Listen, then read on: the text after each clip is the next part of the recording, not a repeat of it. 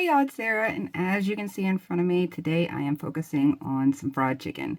So I'm going to be playing with just some sand that I've got here, just some regular old sand, some clear resin, and just some Q-tips. Let's jump into it. So I've poured some of my clear resin into just a small cup, and you can do this either way. You can pour some in. Before I do that, I'm just going to run my fingers around that Q-tip and kind of smooth it out. And I'm going to dip it in there, let it drip down some. And you might want to take a brush of some sort and just bring that resin fairly smooth around it.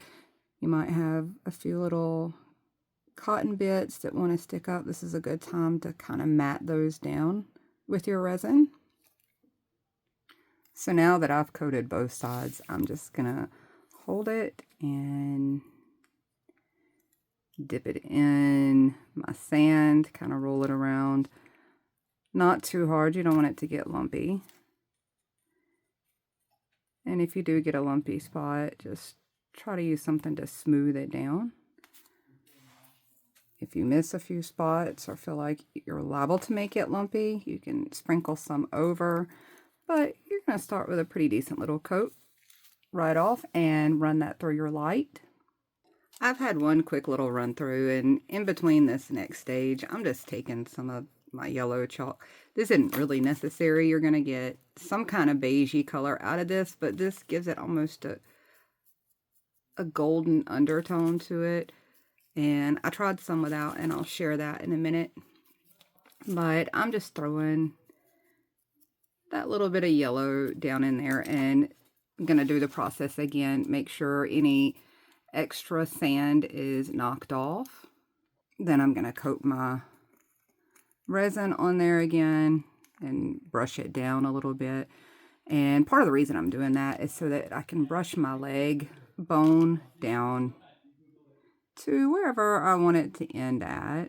We're going to snip that off when we get to the end and fill it in. So you kind of think about how long you want that to be. And I'm just going to dip it again. So depending on how thick you want to make yours, you can do as many layers of that and it'll steadily go thicker and thicker. At this point, I'm going to go ahead and cut these drumsticks off. And I think I'm going to go just about there. And just about there maybe. And I'm going to take those, dip them right in. Pop that in my sand, do the same thing with this other little end, pop that in my sand, and I'm going to run that through again. So I've pulled those out, and they're already a pretty decent chicken type color, but I think I'm going to take that up a little bit with adding this golden orange type color to it, just to give it a little bit more of something. So I'm just going to pat that across there.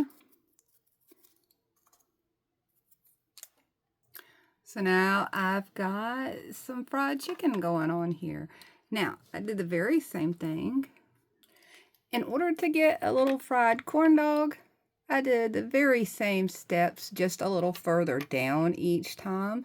I cut my stick a little longer, and I just painted my end of my Q-tip, the plastic part, a couple of times with just a furniture marker, or you could probably do it with an alcohol marker, but this one worked out just fine to give me kind of a wood grain look for my stick.